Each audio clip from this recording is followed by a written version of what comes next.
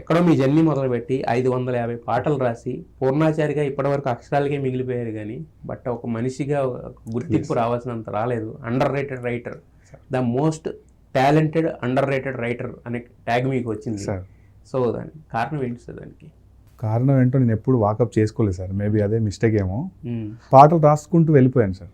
తిరిగి చూస్తే ఒక 550 పాటలు అయిపోయాయి. ఇంకా మనం పేరు వినబడుతుంది, బట్ మనం గుర్తుపట్టే అంత స్థాయి రాలేదేమో, సరే వస్తుందేమో అని ఇప్పటికీ ఆగాను సార్. బట్ కోర్ట్ అనే సినిమా ఏం చేసిందంటే, లేదు లేదు నువ్వు ఇట్లా ఉంటే కష్టము అని ఒక ప్రభంజనం లాగా అది తీసుకొచ్చిన గుర్తింపు సార్.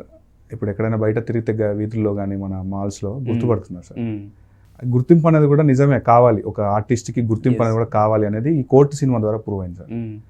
అంతే సార్, ఎప్పుడు పని మీదే ఉన్నాను సార్. ఎప్పుడు ఈ మనకు గుర్తింపు రావాలి తెస్తుందని నమ్మకంతో ఉన్నాను. అవును, అది కూడా పేరు తెచ్చింది కానీ మిగతా ఏం తీసుకురాలేదు. బట్ కోర్ట్ అనే సినిమా నా ఆలోచన మార్చేసింది. ఆ ప్రేమలో అనే ఒక్క పాట సడన్గా ఎవరో పర్సన్ వచ్చి, సార్ మీరు పలానా సినిమాలో పాట రాశారు కదా మాకు బాగా ఇష్టం అంటే ఎంత బాగుంటుంది సార్.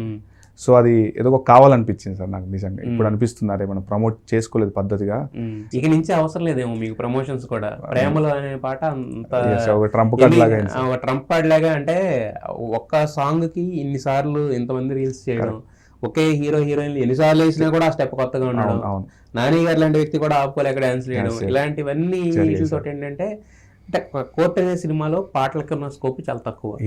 బట్ దాంట్లో ఉన్న ఆ ఒక్క పాట, ఇప్పుడు కోర్ట్ అంతా ఎలా మాట్లాడుతాం, ఈ ఒక్క పాట గురించి అంత మాట్లాడుతాం యాక్చువల్గా.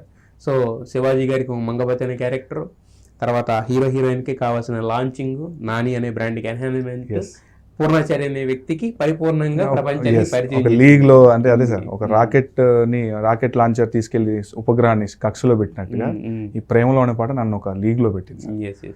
So very happy sir.